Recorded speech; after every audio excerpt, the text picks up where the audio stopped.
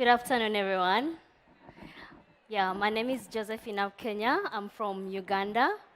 Like so many children in my country, I never got to know about my HIV status until I was 8 years old. So I got to know this after reading a letter that was written by my mother. I was never supposed to read that letter. So after some time, my mother then disclosed to me. And she was also surprised because I then had to tell her that I read the letter and I'd already known about her HIV status. Then after that, we were taken into a local hospital to get treatment. And shortly after I was initiated on treatment, I was introduced into the area clubs. These are psychosocial support groups for children and adolescents living with HIV. They are being supported by the Elizabeth Glaser Pediatric AIDS Foundation. So into the area clubs, we had annual camps. And in one of the annual camps, for the very first time in my life, I got to understand, I got to meet a family that truly understood me, and a family where I truly belonged, a family where I truly shared my story without fear of stigma and without fear of discrimination. Shortly after that, I became an area club facilitator. In that role, I would share my story to encourage other young people and other children to be able to overcome the challenges that they were facing at that moment. Even up to now, I still do that work. I support area clubs in my country, and I do that through sharing my story. And I've gone up to not only share my story to my fellow young people living with HIV, but I've gone to also sharing my story before the US Congress, before the members of Congress, to advocate for better treatment options for young people living with HIV. I know that we all go through challenges.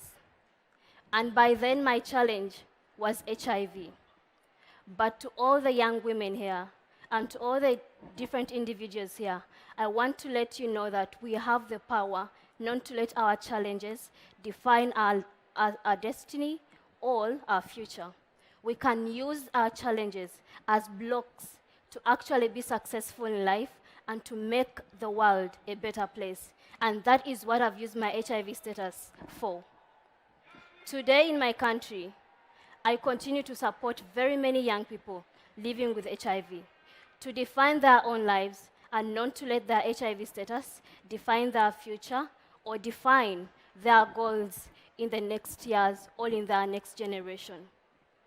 Last month, on 30th, I was able to publish my book. As you can see on the screens, Beyond Your Status, Thriving in Life in Spite of Your HIV Status, in spite of my HIV status. You can get a copy today, and you can read more about my life, and I've been able to live with HIV and not to let it define my life. I have a bachelor's degree in social sciences from Makerere University, and I work as a youth program coordinator at Muju for psychosocial activities. The psychosocial support that I work for at Muju is supported by the Stephen Lewis Foundation. I design, I plan, I implement, and I monitor psychosocial support activities because it is beyond the medication that we get on a daily basis. It goes beyond to getting that invisible hand that so many people living with HIV need, not only young people, but also adults, because it is never easy to accept our HIV status.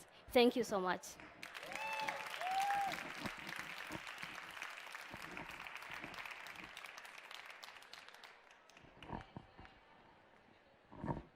Josephine, thank you so much for sharing your story. You are a fantastic example of all of the powerful young people who are here, and particularly in your country, in Uganda. I know this is not an easy issue to stand up for. So I think you've already been using your power here at Women Deliver. I get the sense. Yeah. But tell me a little bit more about maybe how are you going to use your power once you leave this conference?